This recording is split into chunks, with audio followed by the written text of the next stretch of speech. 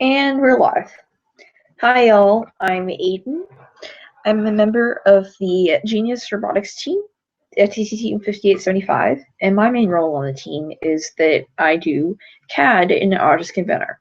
And so this will be a crash course in Autodesk Inventor about how to use it, especially for doing things with your robot if you're on an FTC team.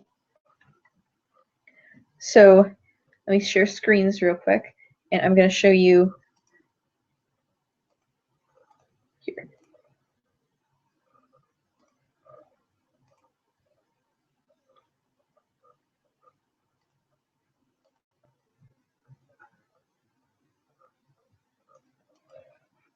So Autodesk Inventor, if you're a student at a high school or a university, you can download it for free off the Autodesk website. You just go to their website and education free software, and then you just have to go here and you have to put in your high school or your college, and then you can download Inventor. And so here's the program itself. And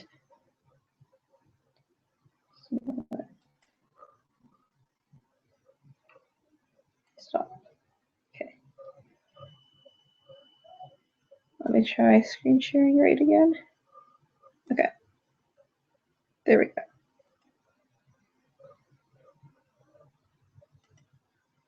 So this screen share? No, it's not. Sorry. I'm trying to get the screen sharing right. There we go. Sure. Okay. So here's the program itself. And there are several different things you can do in Autodesk Inventor. The first thing is there are different types of parts. There's a standard part, which is the base of everything you do. So you'll be, if you start using this, you'll be using that for everything. Sheet metal parts, and those parts simply, they're made to have a uniform thickness, and this can be useful if you're building a robot that's made mostly out of sheet metal, then it would be very good to use these to make your parts. And then there's assemblies, which are combinations of multiple parts put together. And so there's standard assemblies, which are just a bunch of these normal parts put together. And then there's weldment assemblies. And these are multiple sheet metal parts put together, assuming that you're welding them. And then there are drawings, which are especially useful if you want to have like a lot of measurements for whatever part you're doing in multiple views. This way you could actually build the part. And then there are presentations, which are representations of assemblies taken apart and both packed together. But the part that we'll be making today, I'll be showing you how to make the standard part because this is what I use most of the time. If you use this, it'll be what you use most of the time. So we're just going to click create.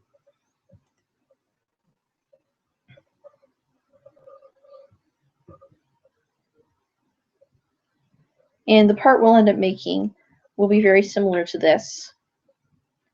This is not really a part you would use for your robot, but it does have all the things that are basic things you need to learn. So when you go into Inventor, you're encountered with this blank gray space, and you're like, what do I do? So the first thing you always want to do is you want to go up to this toolbar up here, and this is where basically everything you need to do is, or you can all do that all. And so what you need to do is go to Start 2D Sketch. You can also press the S key on your keyboard, and you'll get these axes. And these are planes within 3D space. So you can pick whichever one you want to do to start off with. Personally, I'm going to pick this plane because I want to start with my flat part. And up here is a box, and this just shows how you're viewing your part. So I want to view it like directly from the top, so I just click there. And if I wanted to view it from the front, I would click here. So you can do all that. And right now this looks kind of like a coordinate plane, but this is just to show your center and all that. So the first thing we're going to do is we're going to make a rectangle. And this allows, instead of making a bunch of lines, you can put everything just have 4 lines. And these numbers right here, these are measurements. And so let's say I'm gonna be making this part in feet instead of inches because I need some more space to do things. So I can just type in how long I want things to be, and it'll make it that.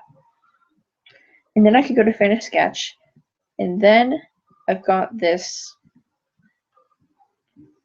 shape here. Does anyone have any questions so far?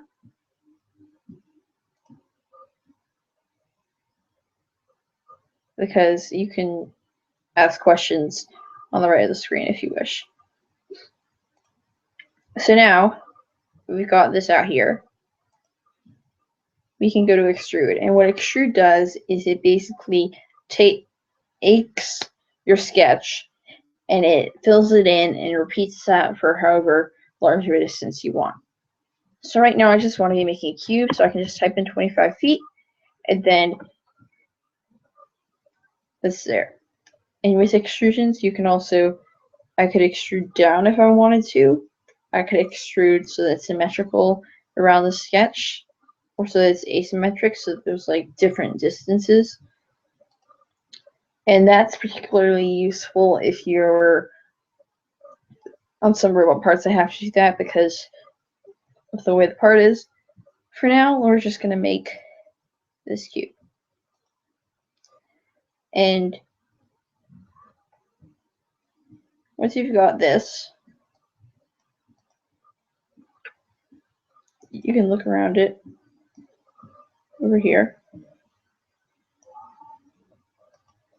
And so now I've got this here. If I go to create a 2D sketch, I don't get that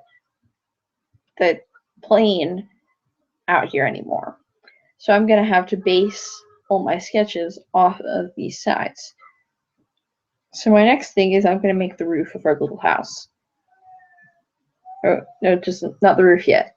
I'm going to make the chimney of our little house because it goes through the roof, and I need to make the chimney first. So I'm just going to make a sketch up here. Just a moment. Okay, and now I've got this sketch.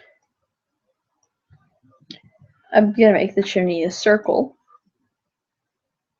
So I'm going to just put out a circle, and I'm going to make it like 3 feet in diameter.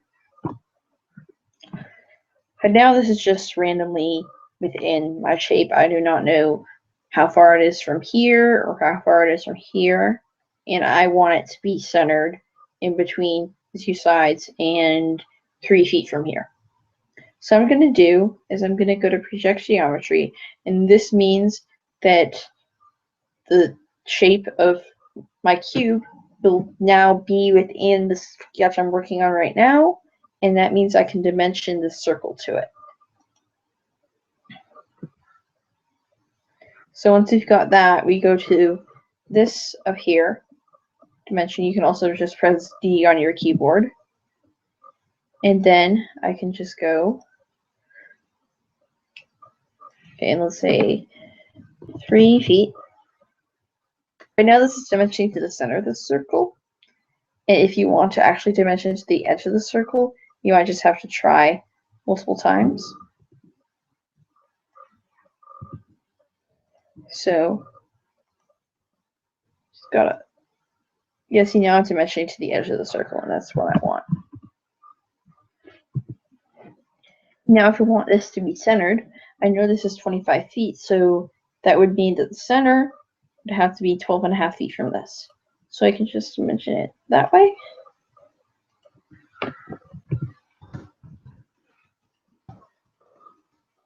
And so then I've got that circle where I want it to be. And when I go to finish this, I can extrude that again. like I did the cube, that I do not want to do it 25 feet. I want to do it more like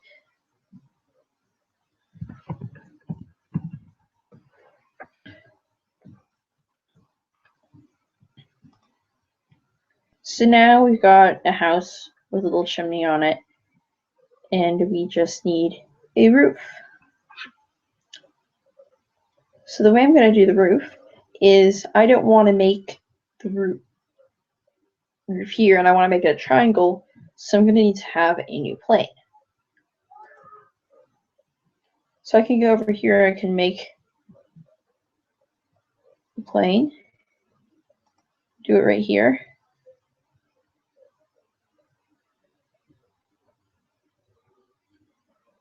You just have to move around a bit to find your spot.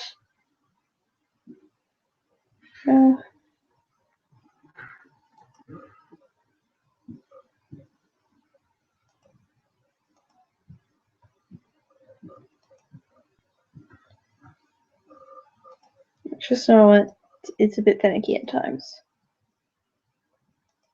There we go. Oh, so now that you've got this plane, we can make a sketch on this. See how this is the same color as those 3 planes we saw at the beginning. And you can just start a 2D sketch on here as well. And then I want to base my roof off of this square. So I can project the geometry again. And so then I can use those points right here and here as the base of my square. A triangle, I mean, for the roof. So I can just go to line. I can also press L on my keyboard. And then I'm going to do this and that and that. So then I've got this triangle shape here. But I want it to be a certain height and certain width. So I'm going to go back and dimension it.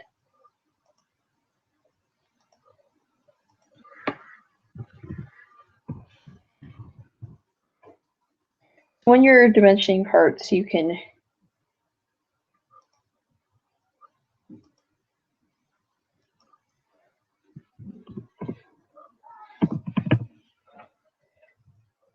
there. Right now this is at the way wrong angle. So I'm just going to delete this line real quickly and then make a new one. That's the right. There we go. And so now I've got this triangle here, and it looks like it's all one cohesive triangle. But one thing about Inventor is there can be small gaps between different lines, like between this line, or this line, if I didn't exactly match up thing. So if you make a shape that's not a circle, it's not a rectangle that you made up here, it's not like made directly from here, you want to close the loop. And to close the loop,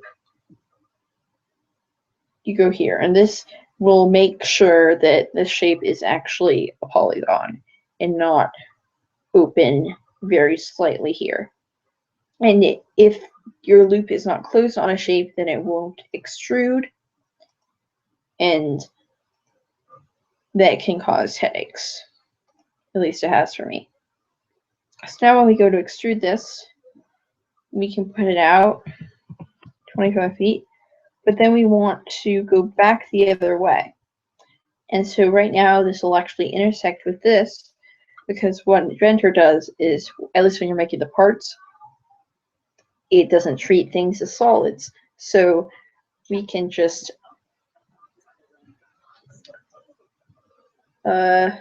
sorry, Siri. And so now you've got it's just this little chimney sticking out and this roof right here.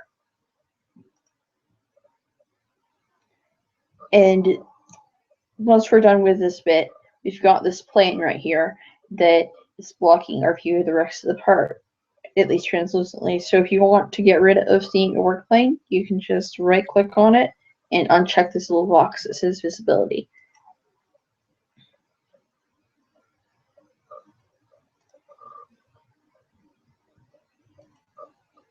So right now I'm gonna pause for a moment, and if anyone has any questions, just put them in the Q&A thing for here. Okay, can a student install the student version of AutoCAD Inventor, or do you need your school to be signed up with Autodesk? Any student can install it, and you just need to put in that you're at a school. Like, when you don't need to prove that you actually go to the school, but that's the way the student thing works. You don't need to be official. Your school doesn't need to officially sign up with Autodesk Inventor.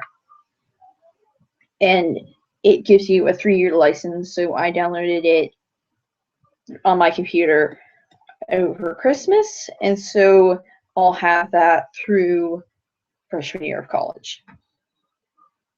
And one thing I want to show you real quick is when I'm making parts for our robot, I generally want them to be fairly accurate, especially if we're 3D printing them, because otherwise our robot wouldn't be accurate. And if we're 3D printing a part that's not 3D, it's not dimensioned properly, then it won't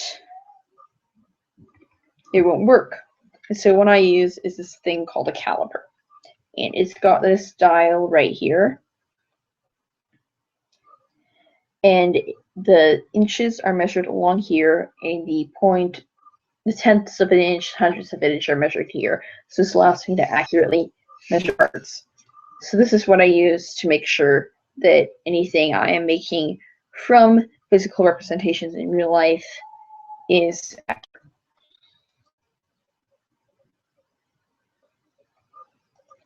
Okay.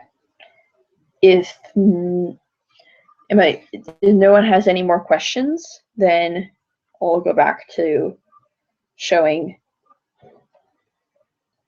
how to make this little house again.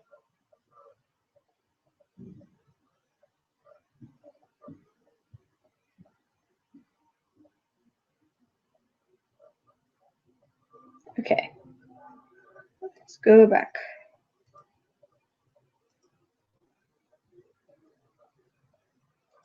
So now that I've got this, I want to make it have a little door on the front. So I'm going to make a sketch on this face. And this isn't going to be just a normal door. It's going to be one of those nice revolving doors. So I'm going to project the geometry so that I can match it up here. And then I'm going to make a rectangle, which will be in the middle. And one thing that Autodesk Inventor does, if there's a middle feature to like a rectangle especially, it'll help you match up with that center. So I'm going to match up with the center and make this part. And I'm going to make it 2 feet by 9 feet. Because that would be a good dimensions for a door. An 8-foot man could fit through that, right?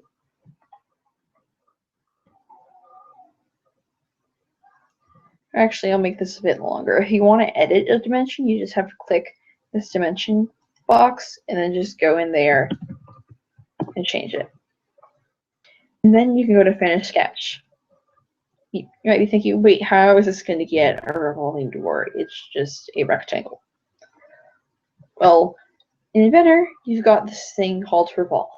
This is another method of extruding, except instead of going straight out along a line, you're going in a circle.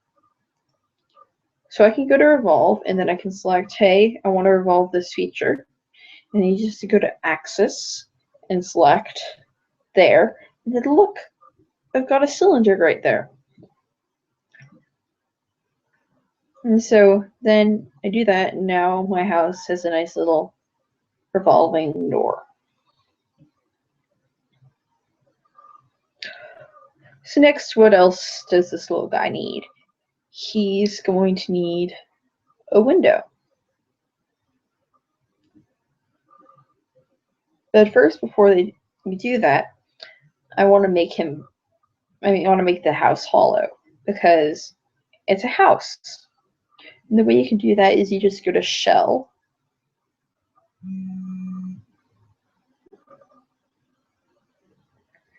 Or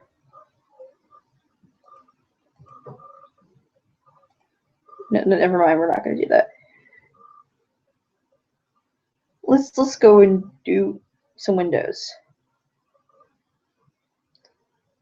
So let's start a new 2D sketch, and let's do it here.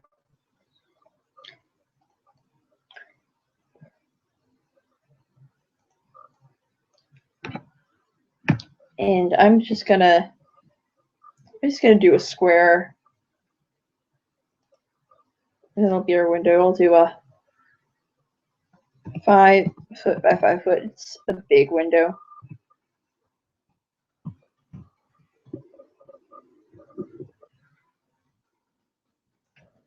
And I'm going to try and center this by projecting geometry again. So if I want it to be centered around 12.5 feet, and my window is 5 feet wide, I want it to be about 10 feet from each side. So Inventor does require you to do a bit of math. It's not hard math, just addition and subtraction, but you will have to think a bit about where you want your parts of your parts to go. So I can make this window, and then I can do an extrude, and instead of having this go out, I can cut it inwards. And I don't want it that far because windows don't go in that far. I'll just do it to 0.5 feet. And then I've got this little window right here. But right now there's just one window in the house, and I want to have the same window on the other side. So what I'm going to do is I'm going to use this feature called mirror. And what mirror does is it'll take this part and mirror it over a plane somewhere in the middle onto this side. And before we mirror it, we just have to make that plane somewhere in the middle. So this is another way of making a plane. You have several different ways that you can make planes, and the one I'm going to use right now is mid-plane between two planes. And this one I find is most useful because I do use the mirror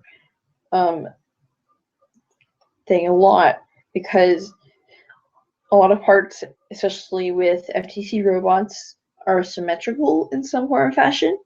So this helps me make them symmetrical. So now I've got this plane right here. I'm just going to mirror, and I select this feature, and then I go there and see it shows up here, and if I press OK, it's still going to be there. Ta-da! And again, I don't want to see this work plane because I'm not going to be using it again. So I'm going to hide this.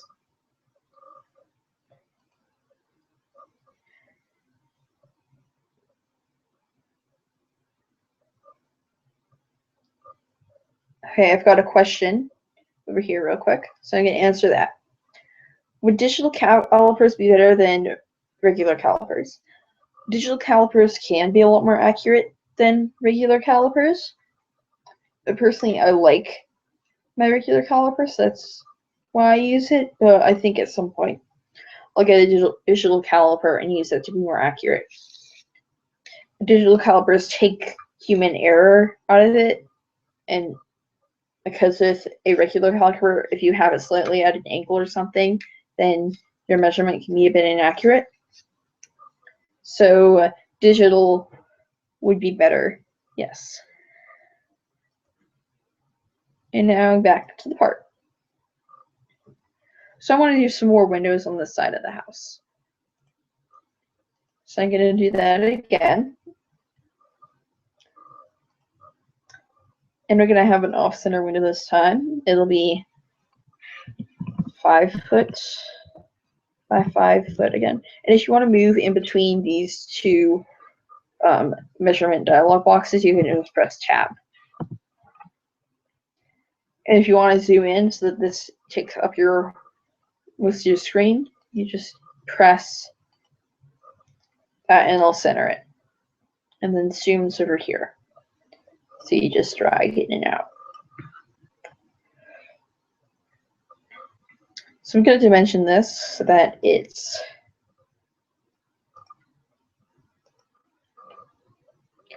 I'll make it 6 feet from the top. And I'm going to want to have this window and another window over here. So it's 5 foot, 5 foot. And then the remaining bits I have 15 feet left. So I'm going to have this be 5 feet from this side.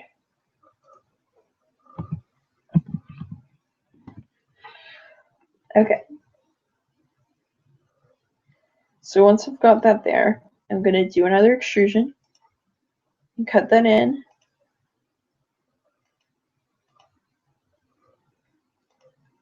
But now I've just got this little guy, and I want there to be 2 windows on this side, and I want the same thing to be on this side.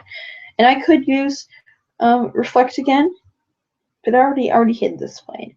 So what I'm going to do is I'm going to do rectangular pattern. And I can select this feature.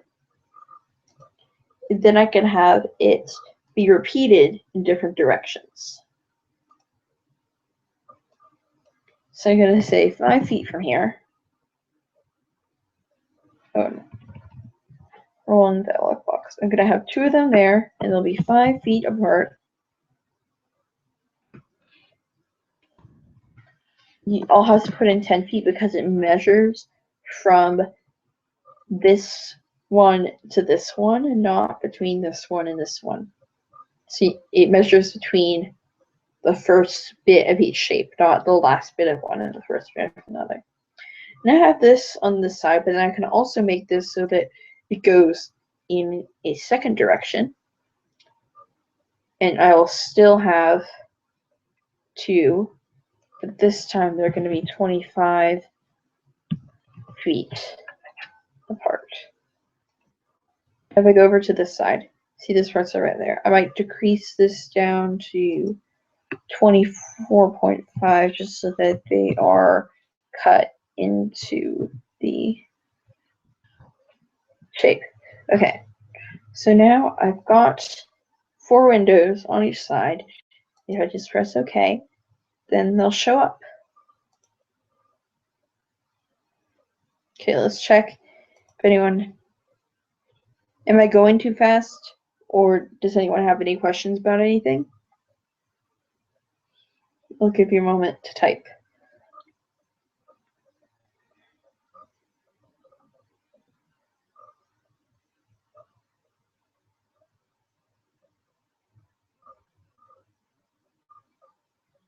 And while you're typing that, I'm gonna move on a bit.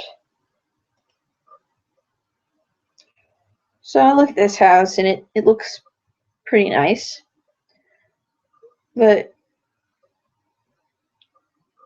I want to round the corners of it because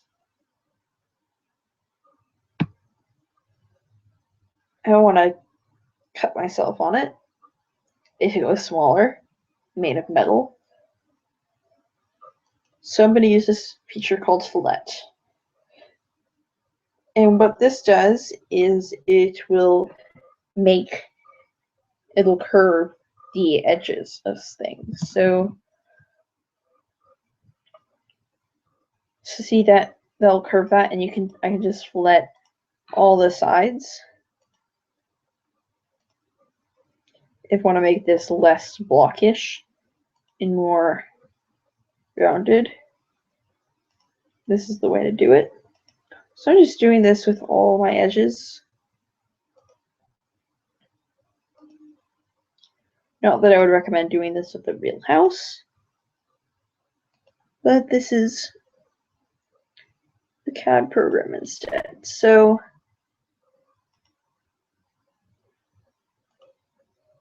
we can do things in here that we wouldn't do when we were actually building something in real life.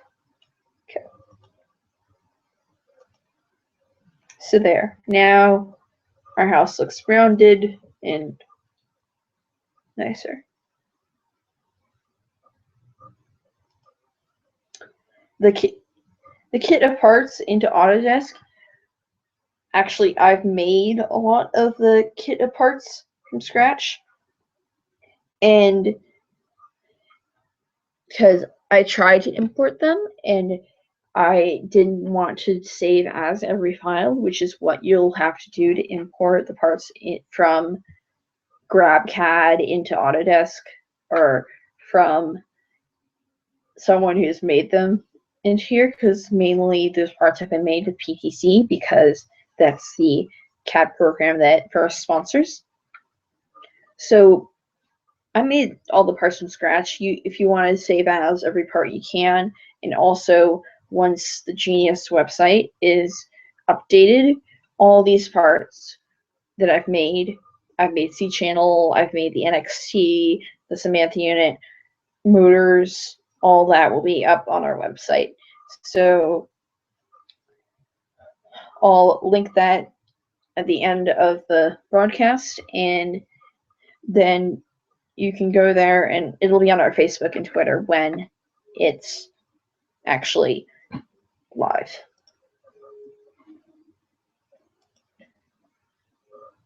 So after I've done this fillet thing, another thing you can do with fillet is chamfer, which is basically the same, a very similar thing, except instead of curving it, it cuts it off. It's like cutting off the edge.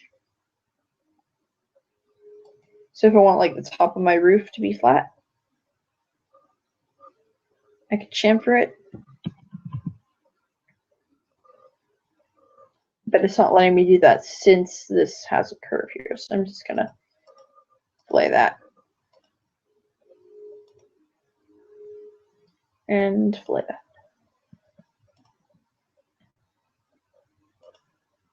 There we go. And so now that I've got this here, I want to make it look nice. So I can go up here and go to these little things. And the first one is material. And this is especially useful if you have a part and you want to determine the volume of it or use it to test forces. So I could say, hey, this entire house is made out of birchwood. And also it makes it look like it's made out of birchwood. So I'm just going to do that. And then if I double click on that. No, I don't want to double click on it. If I have to go here and I have to say add materials to the document, which you can do by double clicking. And so then I just have to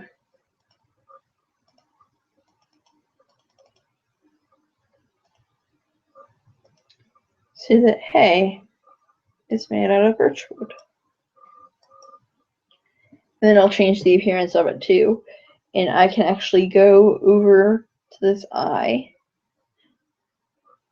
go down to eye properties. And if I go to physical and press update, it'll actually give me mass, area, and volume and density of my part. So this can be useful if you're using Inventor for testing things. And there is a way you can test forces, which I'm not going to show you right now, but that can change depending on the material you use. So that's very useful. And also, if I don't want this to look entirely like it's made out of birchwood, I can change the appearance. So I could even there's a shingles texture that I could put shingles on the house.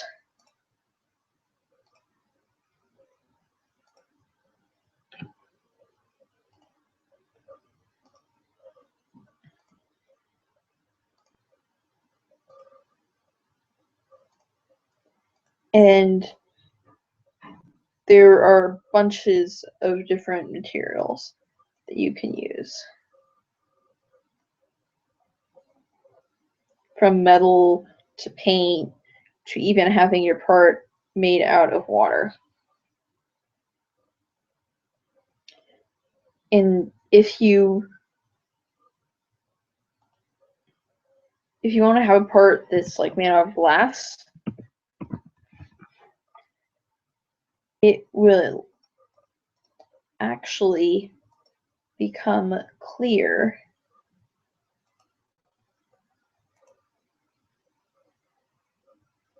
Just give me a moment.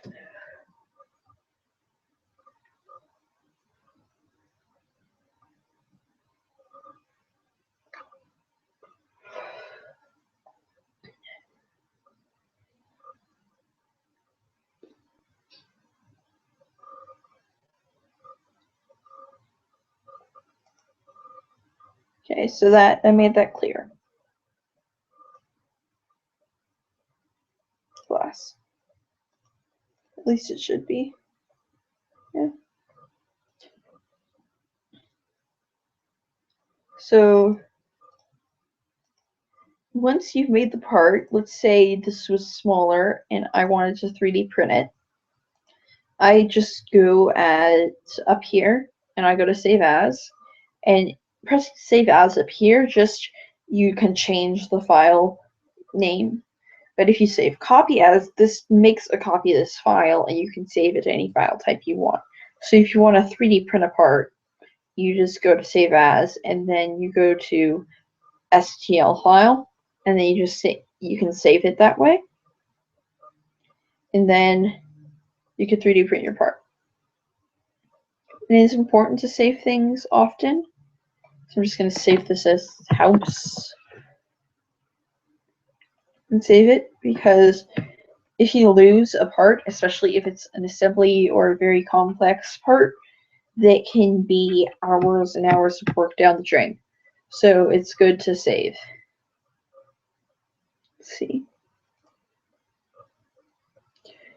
Do any of you want to know a bit more about Inventor or have any questions on stuff?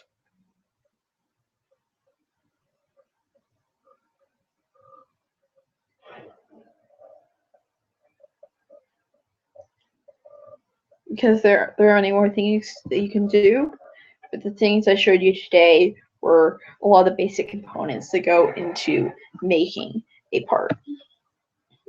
And one real quick thing is there are some pre-made things right here that I can pull out a sphere, torus, a cylinder, a box, or a quad ball. And all those parts can be put directly into Inventor without having to physically make them.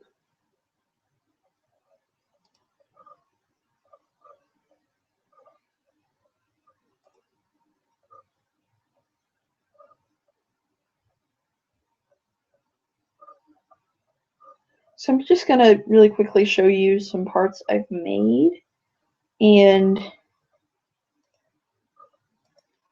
what I used to make them. So if you don't actually see, you recognize this as the block party block. And what I did is I went in and first I made the cube, and afterwards I made this, and there's a lot of dimensions here, but that's just because I had to make these squares and then do a pattern with them, dimension them apart, and do the chamfers. And then I just extruded that and mirrored that to the other side. And this part was not hard to make, but as many parts, it was very tedious, because one thing about CAD is it does take a while to make certain parts.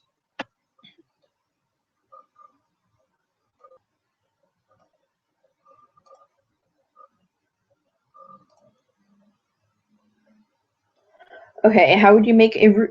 Rachel asks, how would you make a roof that has a slope on each side like a pyramid? So let's try doing that real quick. So I'm just going to make another cube really quickly, and then we'll make a pyramid out of it.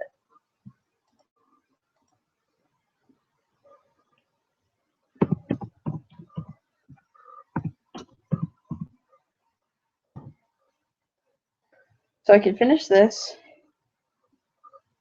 and I can extrude it.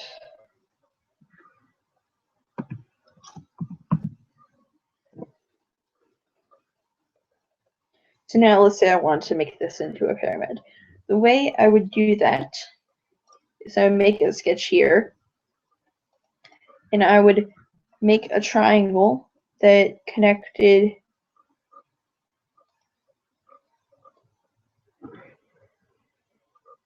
down here, went to the center up here, and came back the other way. And then, so I've got this thing in the middle, but I want this to remain, and I want to get rid of these triangles over here. So what I would do is I would just keep making lines and make these other triangles.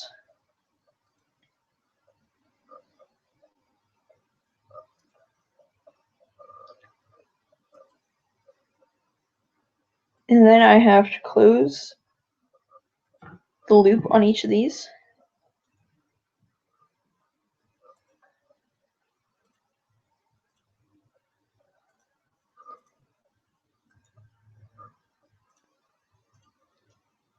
Doot, doot. And then I would go out and I would extrude both of these. I would just have to hover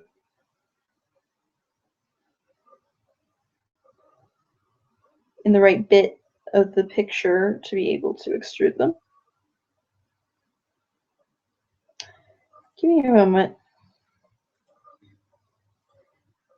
Sometimes it is finicky. So I'm actually going to delete this line. So that way it won't mess up.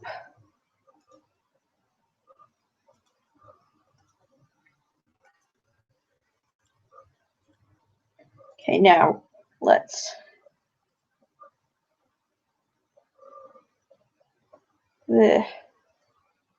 sometimes a part can be finicky and not let you extrude where you want to, which is what this part is doing to me right now.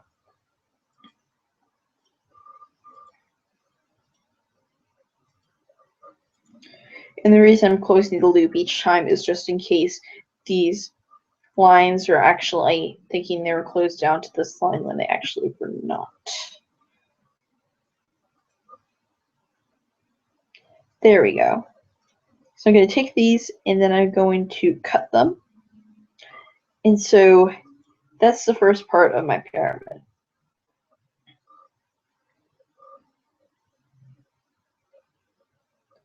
And really quickly, I'm going to undo here and make a plane right here before I leave the part, because I want to make work from this point.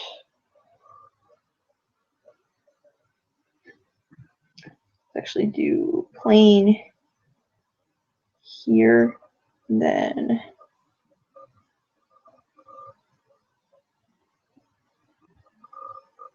plane.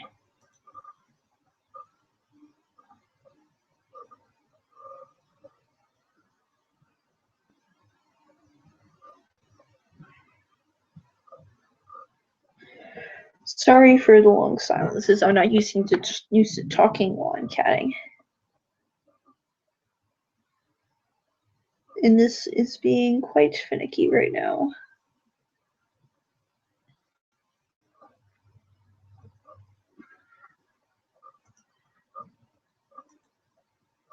There we go.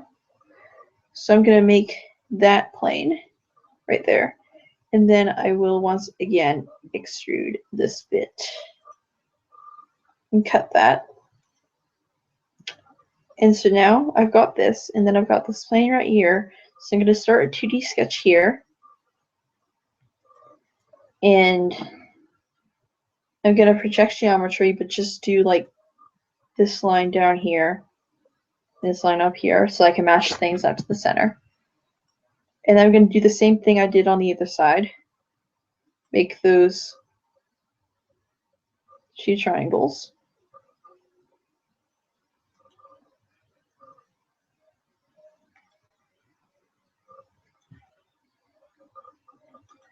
So then that's triangle 1. And then triangle 2 is right here. And then I'll close these loops.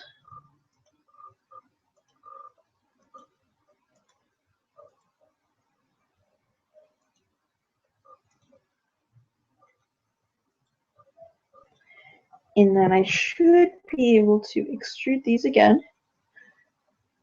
Yes. And yes. And then I would cut these. And then this would make a pyramid.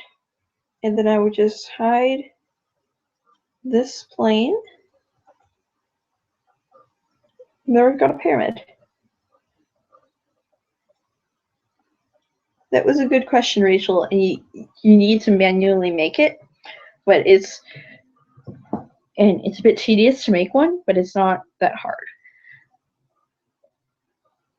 Does anyone else have anything they want to see made in CAD?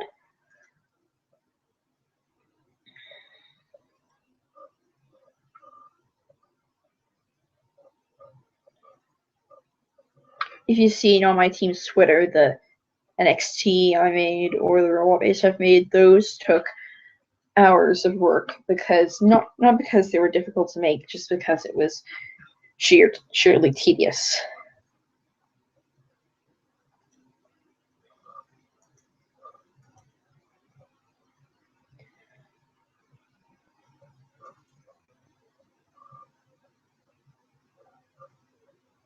Let's see, is there anything else I can show you very quickly?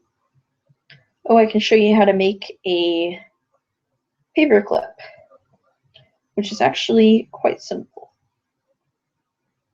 So you just need to create and then make a 2D sketch, so just a circle. I'm not going to care about the dimensions right now because I just want to show you how to make this part. And then I could go from start a 2D sketch to start a 3D sketch. And what a 3D sketch does is it makes a sketch that isn't in the same plane. So then I'm going to just go up here.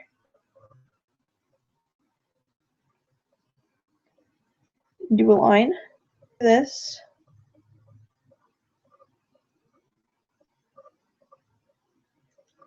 And then have an arc that goes from here to here. And then just keep doing this.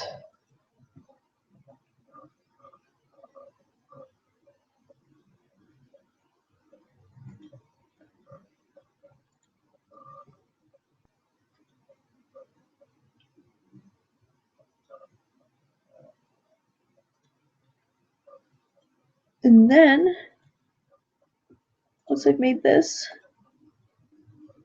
I can go to this feature called Sweep. And then I can sweep this along this path. And so I can go to OK. And it should do that. I think the reason I couldn't do that is because this line went through this, and I really need that line to start here. Give me a moment.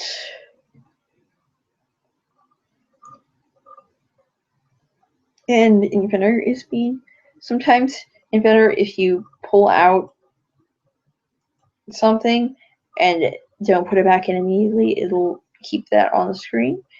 And at that point, you kind of just need to restart the program. So on that note, if no one has any more questions about Inventor, I'm going to sign off. This will be on YouTube if you need to watch this later on for resources. My team is available for any mentoring or questions via our Twitter at Genius Robotics, facebook.com/Genius Robotics, or email team@geniusrobotics.com. And if you want to contact me directly, questions about CAD, just email through team@geniusrobotics.com and the email will be forwarded to me. And those parts that I mentioned earlier, the kit of parts that I've made and been working on since April, that will be online at some point within the next month or so.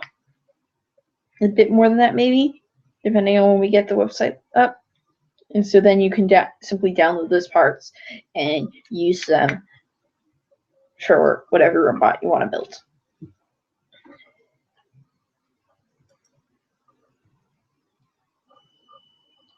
So I hope this was helpful to you.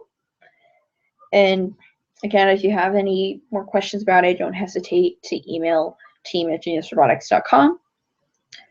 And thank you for everyone who watched this live. Thank you to everyone who will eventually watch this when this is on YouTube.